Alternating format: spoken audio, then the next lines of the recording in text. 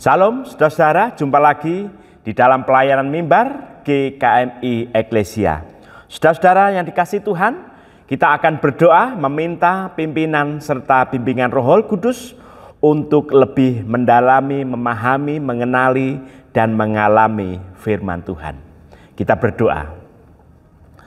Tuhan Yesus, terima kasih hari demi hari Engkau menyertai kami dengan firman Tuhan. Kami percaya firman Tuhan adalah firman yang berkuasa, menguasai kehidupan kami dan menguatkan di dalam keseharian kami. Dan kami hari ini Tuhan mau mendengarkan firman-Mu, kiranya Tuhan berbicara kepada kami dengan jelas dan lantang apa yang Tuhan kehendaki, apa yang Tuhan ingin tegurkan di dalam hidup kami. Dan Tuhan boleh memberkati yang terbaik bagi kami sekalian. Kami berdoa untuk saudara-saudara kami yang saat ini sedang menonton, siapapun mereka, kapanpun mereka, dimanapun, dalam kondisi apapun. Kami berdoa untuk mereka. Mari Tuhan, Engkau berbicara kepada mereka pribadi lepas pribadi. Tuhan menjawab pergumulannya. Tuhan boleh ada di dalam setiap masalah-masalah yang mereka hadapi. Tuhan juga memberikan kekuatan di dalam diri mereka di dalam menjalani kehidupan yang berat ini. Kami berdoa melalui firman-Mu itu juga Tuhan, Engkau boleh memberikan kami pemahaman yang mendalam akan Engkau, akar iman yang kuat serta kehidupan spiritual yang tangguh melalui firman Tuhan. Dan jadikanlah kami menjadi garam dan terang, hidup berkarakter sebagaimana murid Yesus Kristus yang sejati. Terima kasih Tuhan, di dalam nama-Mu saja kami menyerahkan hamba-Mu dalam segala kekurangannya. Mari Tuhan Engkau sempurnakan firman Tuhan khotbah pada hari ini. Terima kasih kami menyerahkan firman Tuhan ini hanya di dalam nama Tuhan Yesus Kristus, firman yang sudah menjadi manusia dan hadir di dalam pemberitaan firman Tuhan ini dan siap memberkati kami. Haleluya, amin. Saudara-saudara, firman Tuhan hari ini saya berikan tema Sabda Tuhan Fondasi Keluarga. Sabda Tuhan Fondasi Keluarga. Firman Tuhan terambil dari kitab Ulangan pasal 6 ayat 6 sampai 10.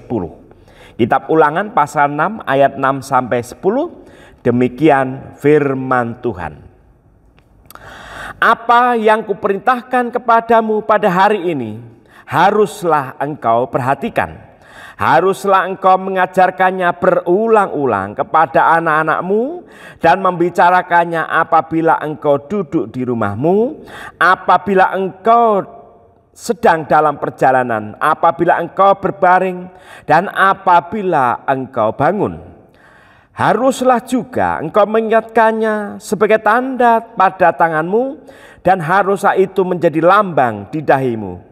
Dan haruslah engkau menuliskannya pada tiang pintu rumahmu dan pada pintu gerbangmu. Maka apabila Tuhan Allahmu telah membawa engkau masuk ke negeri yang dijanjikannya dengan sumpah kepada nenek moyangmu, yakni Abraham, Ishak dan Yakub, untuk memberikannya kepadamu kota-kota yang besar dan baik yang tidak kau dirikan. Saudara-saudara, sampai sedemikian jauh pembacaan firman Tuhan. Yang berbahagia ialah saudara yang membaca, mendengarkan, merenungkan, terlebih lagi melakukan firman Tuhan di dalam kehidupan sehari-hari secara nyata. Haleluya untuk firman Tuhan. Saudara-saudara, sabda Tuhan fondasi keluarga. Alkitab kita menarik karena di awal kita mendapati Tuhan membentuk keluarga. Berbicara tentang keluarga, menelisik secara dalam seluk-beluk genealogi sebuah keluarga. Nanti di dalam kitab Wahyu itu juga ditutup dengan sebuah keluarga, yaitu ada sebuah pesta pernikahan anak domba. Dengan demikian bisa disimpulkan saudara-saudara, Alkitab ini banyak sekali berbicara tentang keluarga. Oleh karena itu Sinode Gereja GKMI khususnya dan hari ini GKMI Eklesia juga turut memperingati atau melibatkan diri di dalam bulan keluarga yang diadakan setiap bulan Juli di Sinode GKMI. Ini bukannya tanpa alasan, karena keluarga itu penting. Gereja pada dasarnya itu adalah keluarga. Jadi keluarga yang sehat itu adalah gereja, adalah keluarga yang menggereja. Gereja yang sehat itu juga terdiri dari keluarga-keluarga yang sehat. Dalam kesehatan keluarga dan gereja itu terletak sebuah dasar yang sangat kokoh dan tidak boleh bergeser menjadi otoritas yang paling tertinggi di dalam kehidupan kita secara personal maupun secara berkeluarga maupun bergereja, yaitu sabda Tuhan, firman Tuhan, yaitu Alkitab. Oleh karena itu tema hari ini sabda Tuhan, fondasi keluarga. Kita bisa melihat di sini ada satu tujuan yang mulia bagi kita sebagai keluarga dan anggota keluarga, menjadikan firman Tuhan sebagai fondasi keluarga. Bukan tradisi-tradisi keluarga, bukan tradisi-tradisi budaya, bukan cerita wejangan nenek moyang kita, enggak, tetapi yang menjadi dasar setiap keluarga itu adalah firman Tuhan. Alkitab itulah yang menjadi fondasi bagi keluarga.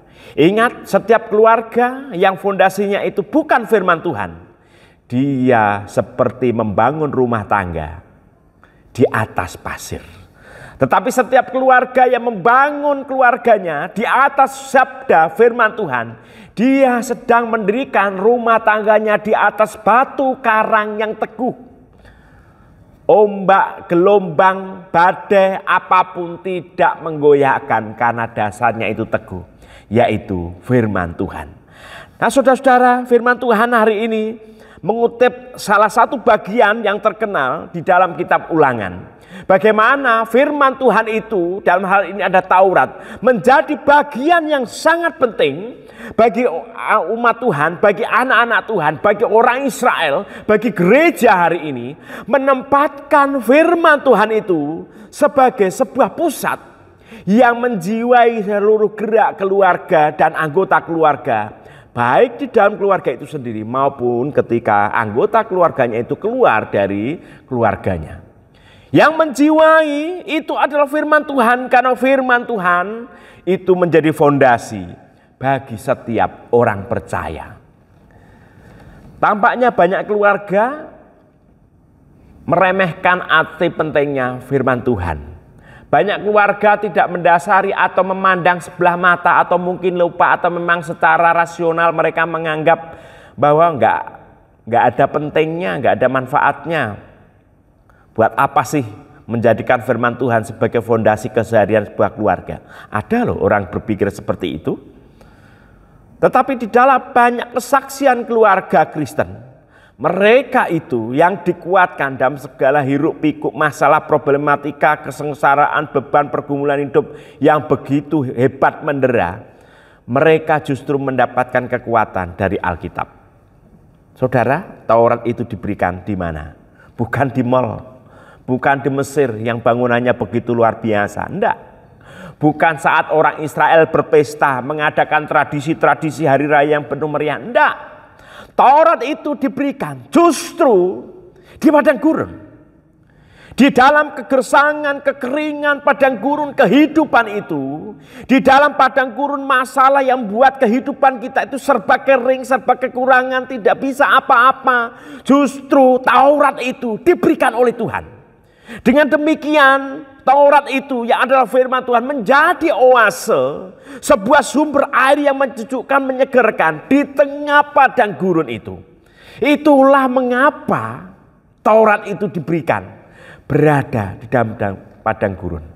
Dengan demikian seseorang bisa melewati padang gurun hanya bisa dilampaui dengan firman Tuhan. Begitu juga dengan kita. Saudara-saudara, ada sebuah keluarga, ya kebetulan dia dosen saya, beberapa waktu dia menempuh studi di Amerika. Ketika menempuh studi di Amerika, anaknya juga sekolah di sana. Kemudian anaknya mendapatkan sebuah tugas untuk mengekspresikan Bagaimana momen-momen terindah di dalam keluarga itu? Apa momen yang terindah di dalam keluarga itu bisa diekspresikan dengan berbagai macam. Bisa puisi, bisa karangan, karya tangan juga bisa, patung juga bisa, lukisan juga bisa, atau menyanyi yang mewakili kondisi keluarganya. Ada momen yang terindah di situ, bisa dibuat lagu, macam-macam. Ekspresi itu macam-macam.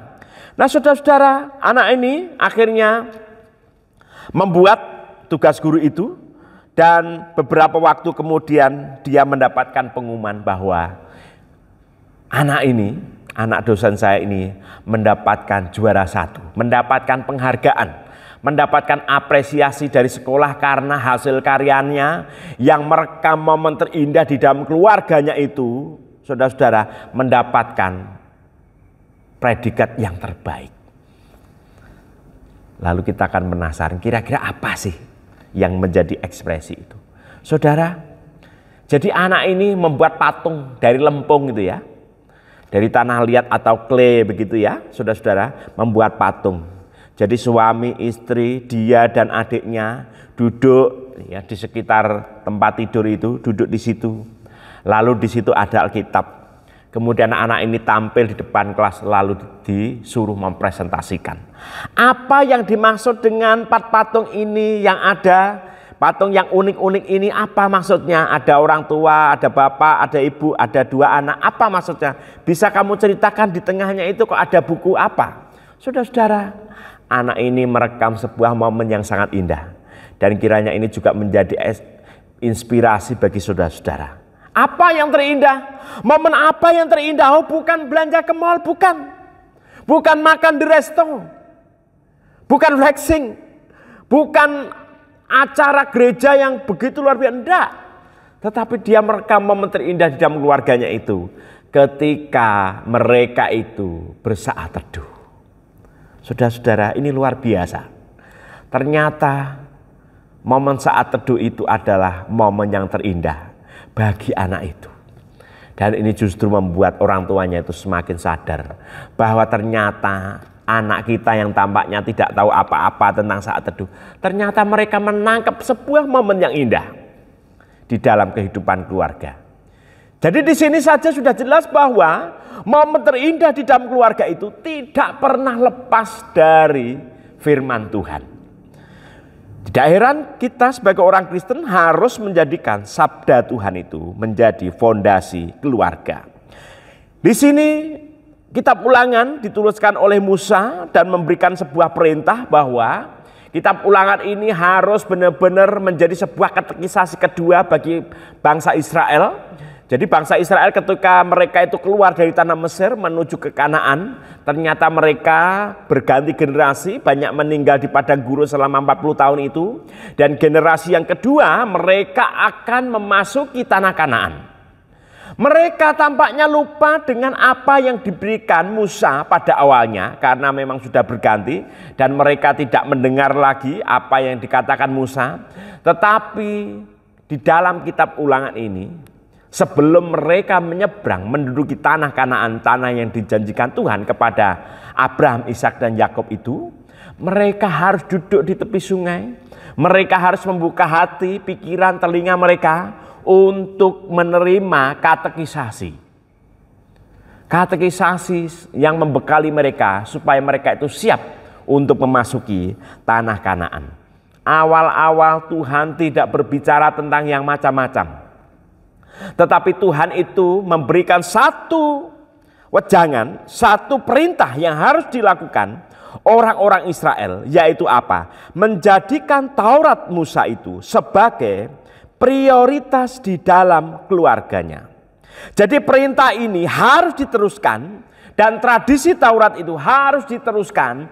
Tradisi mendaraskan membaca firman Tuhan itu harus diteruskan terus-menerus. Dari manakah itu berasal? Bukan dari luar keluarga, tetapi berasal dari dalam keluarga.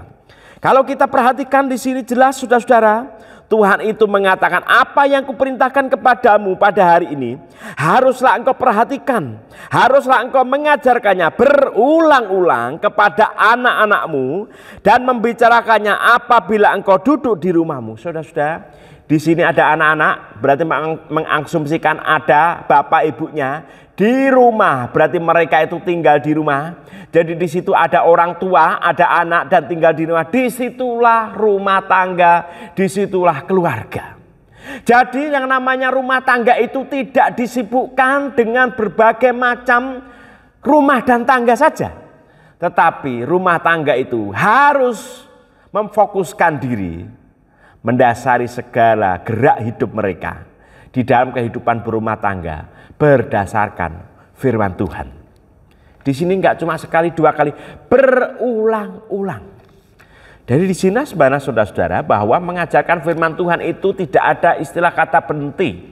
Tetapi itu terus menerus berulang-ulang, sekali, dua kali, tiga kali, itulah saudara, berulang-ulang. Dan di sini sebenarnya budaya pendidikan, institusi pendidikan yang pertama terjadi yaitu di dalam rumah tangga itu. Ketika di dalam rumah tangga itu sudah membacakan firman Tuhan, belajar firman Tuhan, sebenarnya secara tidak langsung anak-anak itu sudah belajar. Belajar apa? Belajar untuk mendengar, belajar untuk mendengarkan, memperhatikan, belajar untuk memahami. Dan itu dilakukan terus menerus. Jadi sebenarnya ilmu pengetahuan itu simpel, saudara-saudara. Ilmu pengetahuan itu adalah kemauan untuk terus-menerus mengulang untuk belajar. Seperti apa yang diperintahkan Musa kepada bangsa Israel hari ini. Mereka harus memperdengarkan, membacakan, mengajarkan Taurat itu di dalam rumah tangga masing-masing satu dengan yang lain dengan tidak pernah berhenti. Haruslah engkau memperhatikan, haruslah engkau mengajarkan berulang-ulang kepada anakmu, saudara-saudara. Tidak sekedar pengulangan, tetapi dimanapun mereka itu juga harus membacakan tentang firman Tuhan. Di mana di sini dikatakan, saudara-saudara, apabila engkau duduk di rumahmu, lagi santai-santai di dalam keluarga, mereka membacakan firman Tuhan. Apabila engkau sedang dalam perjalanan, saudara-saudara, daripada di dalam perjalanan mereka ngegibah satu dengan yang lain, bergosip, berbicara dengan hal-hal yang tidak baik, mereka diperintahkan untuk mengisi perjalanannya itu dengan membaca firman Tuhan. Apabila engkau berbaring dan apabila engkau bangun. Jadi mereka itu punya tradisi sebelum mereka tidur, mereka berdoa kepada Tuhan. Dan ketika mereka bangun, mereka menyapa Tuhan. Kalau bangun pagi itu saudara-saudara, ya. Kalau bangun pagi itu orang Yahudi itu selalu ngomong gini, Modeh ani. Artinya apa? Terima kasih Tuhan, Engkau mengembalikan hidupku dan Engkau memberikan aku hari yang baru. Saudara-saudara, dengan berkata seperti itu, mereka itu juga berbicara kepada Tuhan. Tidak sekedar itu, saudara-saudara, mereka itu juga harus mengekspresikan firman Tuhan itu di dalam bentuk-bentuk yang real. Kalau kita gampangannya itu kan orang yang namanya Kristen untuk mengekspresikan bahwa dirinya itu orang Kristen, ya harus adalah ornamen-ornamen yang menunjukkan dirinya itu Kristen. Ya syukur-syukur kalau dengan menggunakan ornamen itu orang itu menjadi lebih rohani atau lebih dekat dengan Tuhan, lebih dewasa, ya syukur-syukur. Contohnya salib.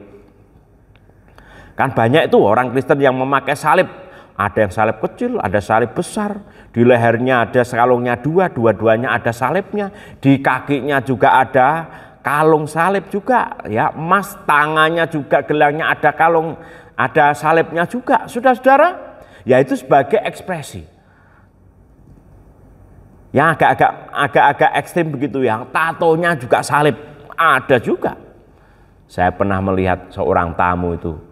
Tatonya tato tangan kanan itu salib, tangan kiri itu Bunda Maria. Bagus memang.